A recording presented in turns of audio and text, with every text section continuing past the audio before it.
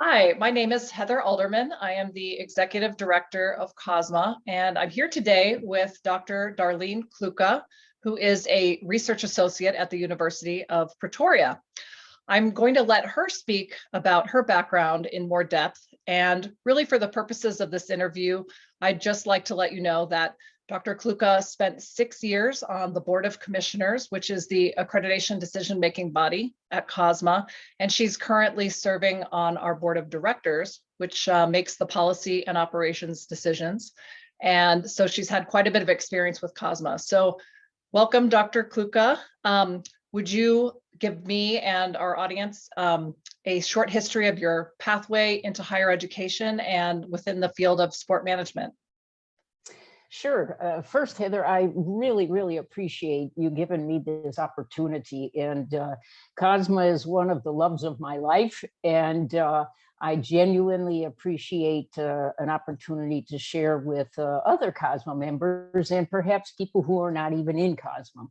So I want to make a couple of statements here so that you know where I'm coming from. I am a first-generation American. My mother and father instilled in me the passion and importance of education and travel. So I've always wanted to become a teacher since I was before kindergarten. And after teaching physical education at the high school level in the Midwest, for 8 years, as well as experiencing collegiate coaching, I decided that I wanted to get a PhD that would open doors so that I could teach and or coach at the collegiate level. That seems to be a common thread, particularly this go around in 2022, in order to full-time teach or do research, you need to have at least a doctorate. I've been in higher education since 1985. That could be before some of you were born. And 35 years, man, I looked at this morning and I just couldn't believe it, 35 years in higher education. Because there were hardly any jobs in what I got my first doctorate in motor learning, motor behavior at the time, I was provided opportunities in teaching motor behavior, biomechanics, and exercise physiology at the undergraduate level, as well as coaching courses. An opportunity came after a while to teach at a historically Black college or university, and so I took it. As education and travel were absolutely in my bones by that time, because I also had a passion for involvement in professional organizations. This was really important to me so that I was involved, but then my students at the collegiate level could also become involved, and sometimes at my urging. These organizations revolved around sport and early sport management development. Okay, you have to remember this is the previous century now and then some.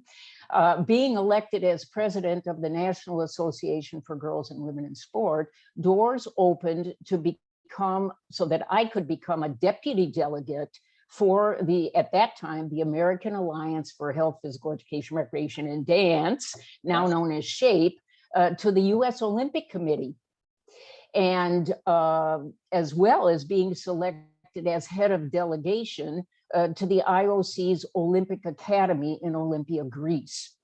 So as time went on, sport management related courses became more of a passion of mine. So by 2006, situations presented themselves so that they provided me with the opportunity to earn a second doctorate in, or a DPhil, which they call it, from a university in the top 100 in the world in sport management. As a result, I secured a position as a full professor and coordinator of undergraduate and graduate programs at a university in Florida, after I invested some time in South Africa. I completed my full-time career as a dean of the School of Human Performance and Leisure Sciences, and I'm now serving as that research associate at a very prestigious university in South Africa. I generally dedicate myself to 10 years of service leadership to an organization. And I've found it very appropriate to do not less than, if possible, but not more than, because it takes you time to get involved, understand what's going on, and then if change needs to occur, then there are opportunities to have enough time to do that. So that in a nutshell, Heather, is what some of the highlights as to how I went about doing what I did. Right, thank you. Yeah, that's filled in some gaps for me, and I can tell that maybe your time with Cosmo is going to grow, going to come to an end at some point, because we're closing in on that 10 years. But that's an interesting point of view there. Can you talk about specifically sport management as a field, and what challenges it's facing, has faced, as much as you can? I know you have great insights into where it should go. So I'd like you to talk about that. Sure. The sport right now seems to be one of the most recognized terms in nearly 7,100 languages in the world. Oops, sorry. And but the ways in which its management manifests itself differs tremendously. That's one of the things that we have to consider as a challenge. In less developed nations, sport managers are tasked to manage sport in high-tech, world-class sport stadiums, professional sport teams, multi-million-dollar sponsorships and brands, professional sport franchises, and leagues and also then goes to managing things like school sport teams, informal sport facilities, sport development, as well as sport for development initiatives. Mm-hmm. So that's another challenge, because the world of sport is so elongated and diverse that this really presents some challenges for sport management as a field. Mm-hmm. There are two fundamental principles in my thinking in curriculum development that require preparation for graduates who are going to come and fill positions. One has to do with providing real life situations, as well as linking work content with socio-educational realities of sport management in a society. Mm-hmm. So the challenge there is to see how, not only looking from a manager's perspective, but looking at a perspective that's going to deal with people who are recipients of the sport and those who are actually sport participants. So another one of those challenges is standardization, assessment, internationalization, and accreditation, as well as modes of teaching and learning. In more developed societies, the industry has become much more diversified. So these are things that, again, those of us who are born and raised and work in more developed societies, we're going to find that there are different needs for those in less developed countries. There appears to also be a brain drain of academics, students, and graduates to universities in most developed countries. So those who are less developed, they have a tendency to send students and faculty and so forth here. And we only have to look at some examples, such as Florida State. They have a heavy influx of Asian students. Other places in the country will have a heavy influx of Hispanic students. And these are people who come from that region of the world only to go to school, or at least initially to go to school. Many universities in other countries prepare students for more than one career option, because not always are things going to automatically have an infrastructure like we have here in our country.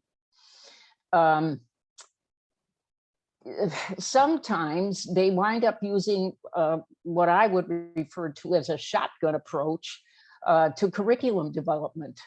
And so there seems to be a downward spiral as specialized career paths leading to doctorates in sport management are limited. Fewer academics emerge, less research is undertaken, and less students are interested in sport management as a career choice. So if we expect many developing or more developing countries to have the kinds of things that we have and the expectations that we have, may be premature. And so that needs to be looked at, I would say, on a case-by-case basis, but also looking to see that if we're going to get students in our programs from those areas, that they may need some shoring up in terms of what they're coming from and what they need. There's also, I like to follow what's going on in the World Economic Forum kinds of things, because not that it has something to do with sport management, but just because it's got something to do with what's happening and where the world is going. Right. So in 2015, they developed a lifelong learning paradigm and indicated skills that would be helpful for those who are in school now and in the future. So some of those include collaboration, communication, and problem solving. And those are developed through socio-emotional learning that, by the way, we, I believe, have done not so good a job with for those who are in the process of getting degrees. So without those skills, there can easily be gaps, and here it is, with literacy in numeracy and scientific literacy, in information, and sport seems to be, oops, sorry, I really screwed that piece up. I'll find it here. Sorry. Part of what that amounts to is that the Economic Forum, they're going to have information literacy gaps. They're also going to have understanding gaps. They're going to have gaps of literally of communication. And so those are the types of things that we have to bring into effect. In less than developed countries, there has to be some type of our understanding of their culture and what is appropriate in their contexts.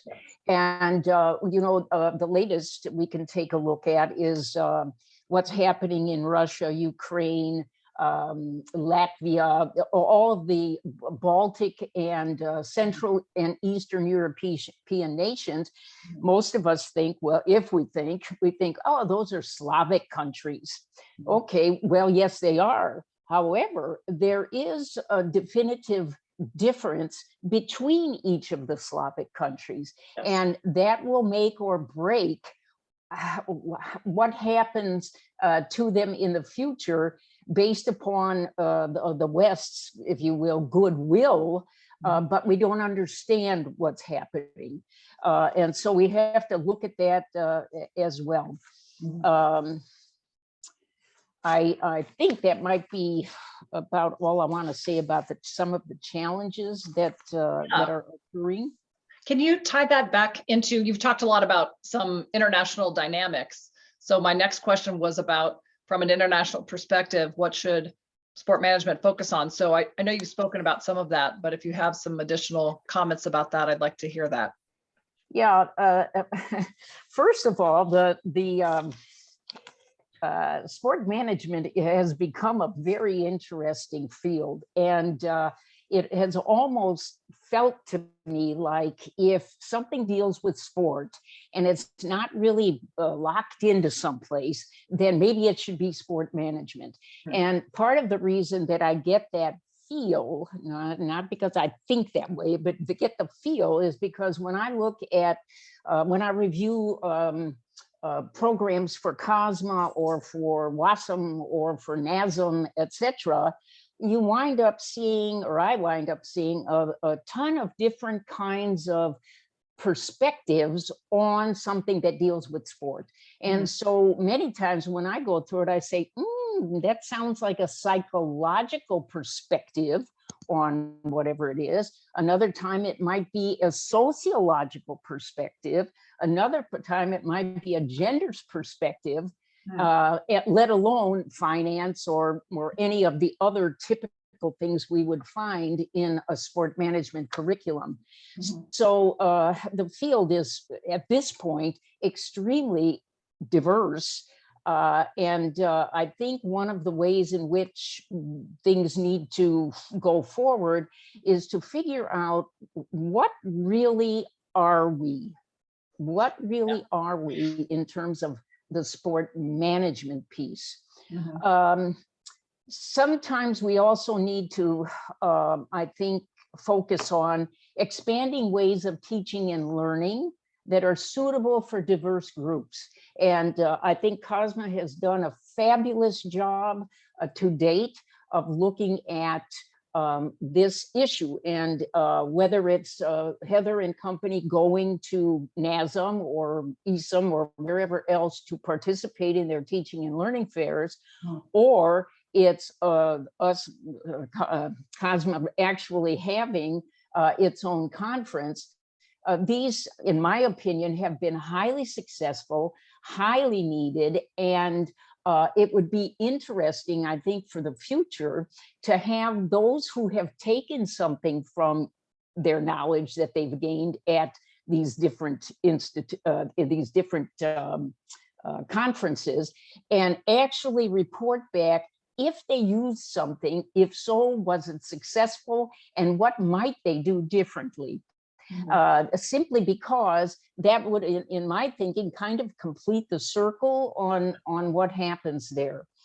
And I'll give you an example. The last COSMA, I was privileged enough to be able to do a little presentation on appreciative inquiry. Yes. And this is a process that's been around for a little while, but only in strategic planning and business management and those types of things, and change management. And it can facilitate the alignment of goals and objectives that are beneficial for overall global development, with sport as the tool. But the challenge is that you have to learn the process before you can go and teach it and the students learn it. But that one, to me, is one that can be used for now and the future in terms of all that collaboration, cooperation, all those types of things. But again, faculty have to be willing to go and learn it, but also learn about it. There's also creating value and reinvesting in sport organizations to ensure that they are fit for purpose relative to the changing landscape. All right, work, leisure, life balance is changing so rapidly, especially with COVID. That really forced a ton of people in this country to make a huge change in what they were doing. So we need to look at, analyze, and develop innovation using technology and the United Nations Sustainable Development Goals. And I'll get to that piece a little bit later. We also need to begin formal conversations with the business of sport groups to determine where sport management can facilitate global goals. International Standards Organization standards for management, specifically sport management, governance, etc., is in its infancy.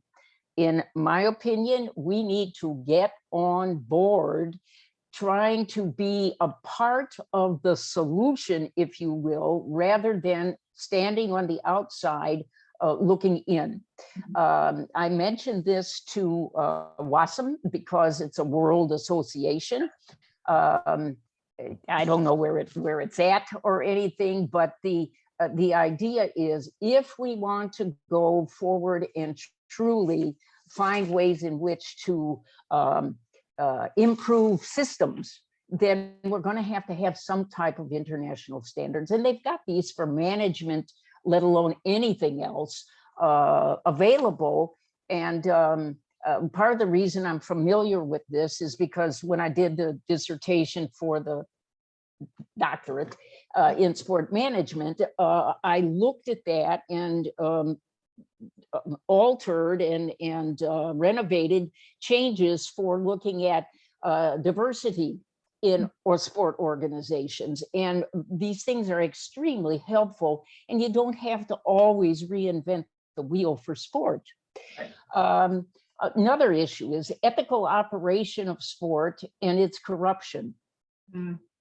How do we, and this is a question, how do we lift humanity through sport into collective moral consciousness based on a shared sense of destiny and processes to manage change?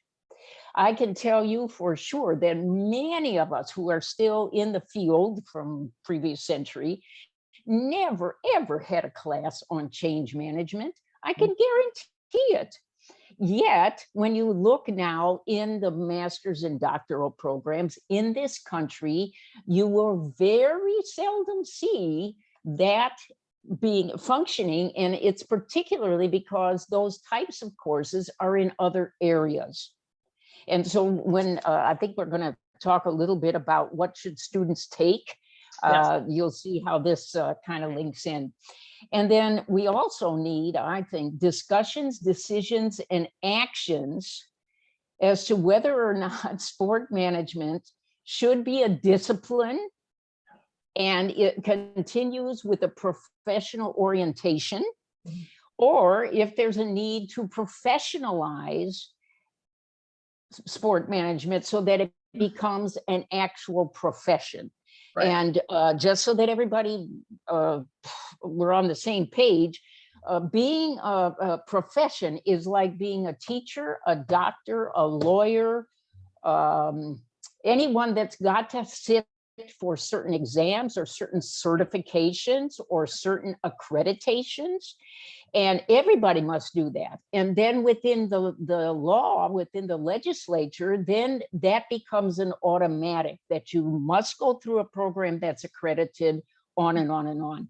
Right. If we stay with the professional orientation, what that says is like what we're doing. It's a voluntary accreditation. It's a voluntary mandatory, if you will, for the university, but it's not ingrained in our society, right, which, you know, is a huge benefit, I think, if we want to continue to grow, and people then have to go for additional credits, you know, CEUs, etc., to right, keep up with what's going on. So we really, I believe, it's not too soon to have that conversation, and then based upon the decisions, try to figure out what the ways forward are. And I think somewhere a little bit later, I'll talk about, or I'll mention strategic planning and strategic decision making, because we need to have some strategies now. I think we're old enough to be able to start looking at things strategically and then move with a plan toward that. Right. So how would you link what you've just talked about with what students should focus on in their studies, and I guess on the other side of the academic piece, in the experiences that they have in sport? Well, I'm so glad you asked those questions because I dearly love to provide thoughts. Those in the field already are constantly looking for young, professionally oriented people to mentor, to lead, to provide opportunities for, etc. Right? And you, as young folks, they need to know that, but they need to remember not to get a swelled head, because you cannot expect to change the world in a day, in a week, in a month, or even a year. All right, you have to think about a long-term strategy, and you may wind up investing your entire professional career to get the change that is needed to make things happen. The typical example right now is Title IX. It's 50 years old, and we are still in this country going, well, my goodness, now we're going to have to do lawsuits. And Nancy Hogshead Mocker does a great job with Champion Women, I think it's called. And but she's fighting the same kinds of things that I, with different color hair, fought several years ago. Right. And so that's a challenge for all of us. Sometimes we go 2 steps forward and 1 step back, or 1 step forward and 2 steps back. It depends on what's leading the brigade. But also, do not expect to be paid for everything that you do. Just don't. Most of what I've done over my entire career has been voluntary. You know, I've not gotten paid, but my goodness, the opportunities, and maybe they will pay for your way to go someplace, but you don't actually get a salary or big money to go and speak. Although these days I'm doing a little better than I did when I was 25. But at any rate, let's have a look then at maybe what undergraduates, I've divided it to undergraduates and graduates. So globalization is going to continue to drive sport management. And when you listen to folks that are on anything else but the highly conservative programs, and I'll give an example like Fox, that's highly conservative. So you may, if you listen to that, you may see them saying, oh, globalization is dead. We're not going to do any of that anymore. The horse is out of the barn. It's going to be there, especially for sport, So as an undergraduate, you might want to think about the following things. Take at least 2 years of a language other than English. Remember, that could be sign, could be French, Spanish, Portuguese, Swahili, Chinese. Okay, you could also get some experiences with Slavic languages or African languages, but I picked Swahili specifically because that's the most spoken of African languages. But you have to also remember that there's Francophone Africa, which is French. There's also Portuguese in Africa. So as you look, because you can find, all you have to do is Google this, you can find all sorts of places and look to see what may be the best language for you, and what might be easier. I've been very fortunate. I inherited, especially from my dad, my grandmother wrote and spoke 7 different languages. And so I sort of am lucky that it comes a little easier to me than maybe someone else. Right. But nonetheless, do it, because not only will you learn a language so that you don't get put in jail, but you also will learn some of the culture and some of the history. Yeah. And without those as a backdrop, we are going to, as Americans, be lost in what's going on. also some type of world history, psychology, sociology, anthropology, child development. If you see yourself going into youth sport or areas that will be for development, speaking and presenting, group dynamics, that's a big one for me, big one. Undergraduate research, problem solving, internships and experience in a wide variety of sport management in the sport management field.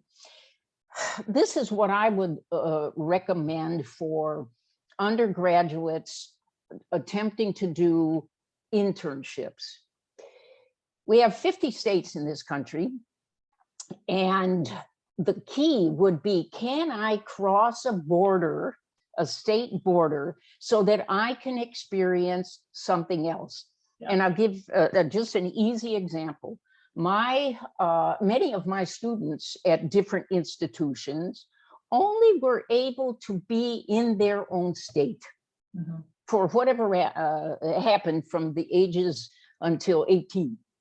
And so if I can find an internship that is across one of the state borders, that will genuinely give me another great experience. Okay?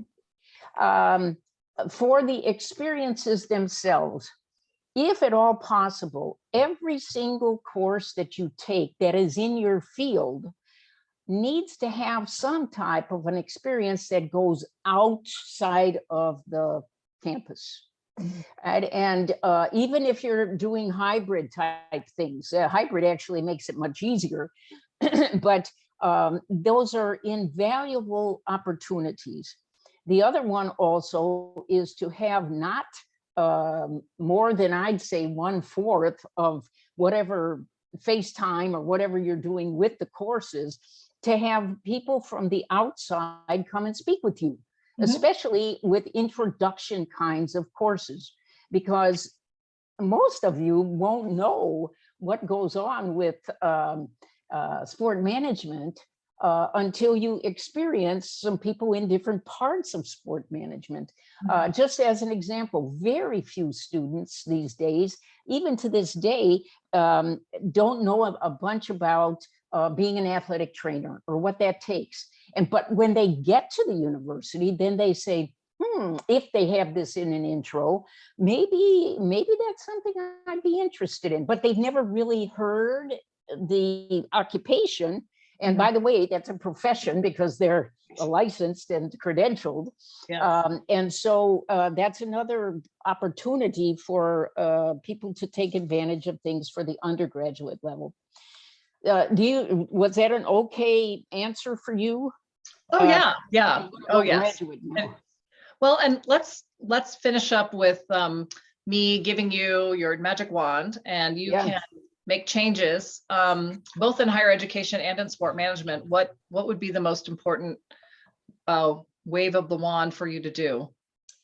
Yeah, I think really at this moment in time, we really need different ways of strategically thinking, making and implementing programs, projects, and initiatives that can be contextualized across the globe for sure, but even within the context of our, I call it the global piece, where we can do that globally, but we can also do it locally. I also think that we need a rededication of higher education to provide creative and innovative learning through teaching strategies to better the delivery and management of sport across borders. So those borders could be state, because, you know, in our country, we have our ones that are the research, you know, top drawer, national, whatever. And then we have many regional universities, but region is no longer considered what it was even 20 years ago. And so those people are who graduate from those institutions are just as likely to have a job across borders, either national, our local borders, or the national to international borders as somebody else. Yeah, interesting. Can I continue, or Yes, are please. we out of time? No, please go ahead. This is for the graduates.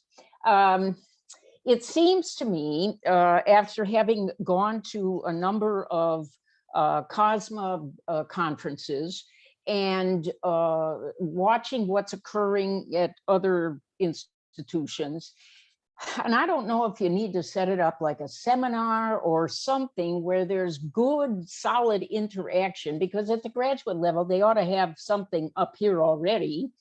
But to find ways in which standardization, assessment, internationalization, and accreditation of programs can be discussed and maybe modeled, if nothing else. And it may be that that would get to a point where now they're going to actually help to implement kinds of things. But it's got to come, I think, from the younger ones who are going to then fall into whatever's occurring.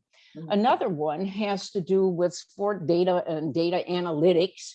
All right. And so you'll see some universities in this country that are offering at the least a course. There are a couple of textbooks at the moment.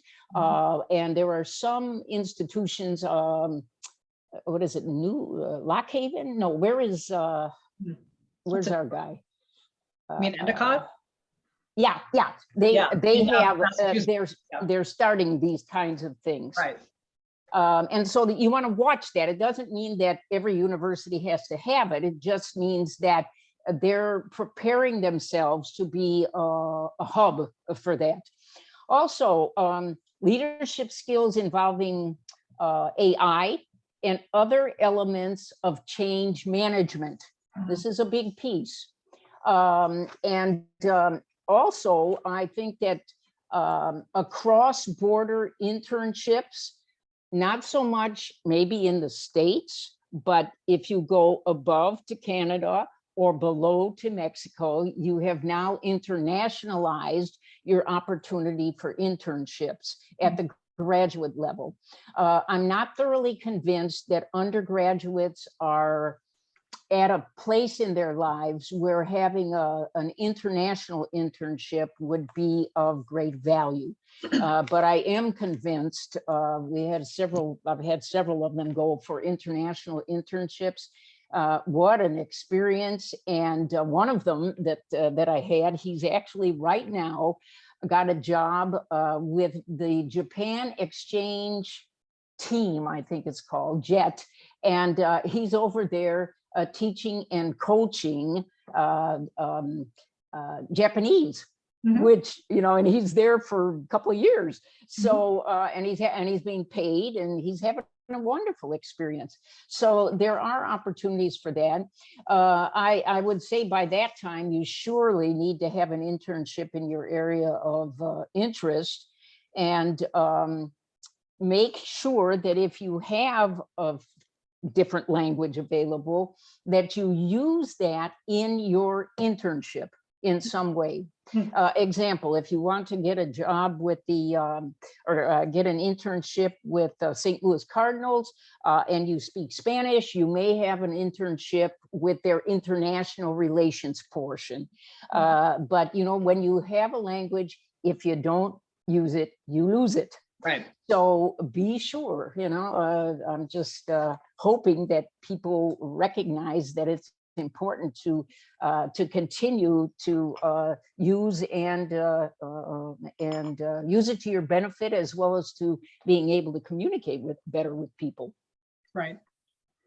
Right. So University of New Haven has the sport analytics program, and Endicott College is going to develop an esports program. So I thank you. But no worries. Small detail, but important to them, no doubt. Exactly. And so again, you have to decide with your university, what is going to happen. And it's important that not only that you make yourself somewhat unusual, please don't try to make yourself unique because you'll be out of business. You have to make yourself a little unusual and have some strong selling points so that students would want to come for your excellence. And it may be that your excellence, like a Slippery Rock as an example, has a marvelous undergraduate program. Okay, they're thinking about graduate only because the upper administration is enforcing it, but at the same time, they are super at what they do, and you can't replace. I believe you cannot replace quantity with quality, or vice versa. And so the quality of what you're doing is, I believe, at this moment in time, more important than the quantity of what you're doing. Right. If you think about it, look at how many sport management programs there are in this country alone. There are over 7,000 colleges and universities in this country, and most of them have sport management or related programs. They can't all be the answer to everybody. You know, it's not possible. One of the things I think we need are more doctoral programs than what we have. And I don't know who has stepped forward making that type of commitment, but there is a great need for that as well. You know, especially if we're going to wind up getting students from other parts of the world. And just because there's a slight problem with, you know, who's coming in and who's not coming in and so on and so forth, if you think about it, we're going to let in short order 100,000 Ukrainian families. You know, I mean, not the family, but the people. Right. Somebody out of that is going to want sport management, rest assured. And many of those folks are planning, depends on how life goes, but are planning to go back to Ukraine to rebuild the country. Now, wow, what a great opportunity to invest in the future of those types of students. So I was fortunate enough at Berry to have one student that was born in Ukraine, and he and I still keep in contact. And he's preparing himself to go back now to somehow be helpful because he's got relatives there and so forth. And that's a marvelous opportunity. At any rate. That's great. Thank you so much, Darlene. I really appreciate your time and your thought-provoking comments on the field and higher education and where we should go. Well,